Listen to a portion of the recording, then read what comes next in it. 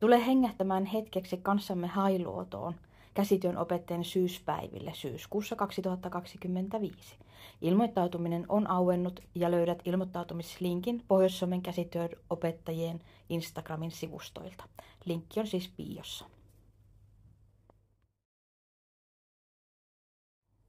Pohjois-Suomen käsityön opettajat ry:n puheenjohtajana on pitkään toiminut käsityön opettaja Sanna Kooman.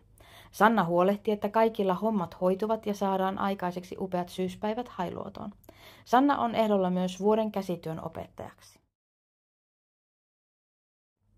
Luennoitsijoita syyspäivillä on 2. Kasvatustieteen tohtori ja vapaamuotoisesti tilkkutohtori käsityönopettaja Vuokko Iisakson.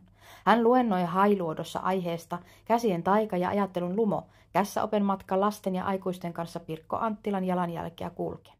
Toinen luennoitsijoista on Pohjois-Suomen käsityönopettajat ry:n jäsen, käsityönopettaja Sanna Merikanto-Tolonen. Sanna tekee tällä hetkellä väitöstutkimusta. Hän luennoi Hailuodossa aiheesta luovuuden ja suunnitteluajattelun tukeminen peruskoulussa. Työpajoja meillä on 3. Pohjois-Suomen käsityön opettajat ry:n jäsen ja rahastonhoitaja Suvi Palosaari pitää Hailuodossa työpajaa, jossa valmistetaan kauniita muruhuiskia.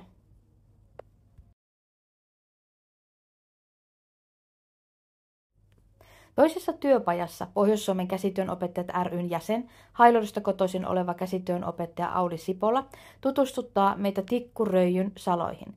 Tällä hetkellä hän tekee kirjaa tikkuröijyistä työparinsa kanssa.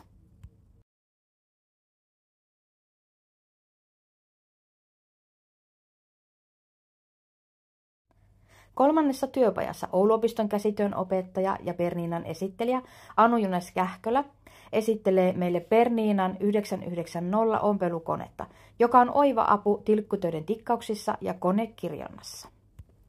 Illan pukukoodina meillä on Hailuoton sopivasti Smart Wool Casual. Sunnuntaina syyspäivillä on luvassa joogan tai luontopolun jälkeen Mika Ämmälän mentaalityöpaja. Olet sydämellisesti tervetullut kanssamme hengähtämään hetkeksi Hailuotoon.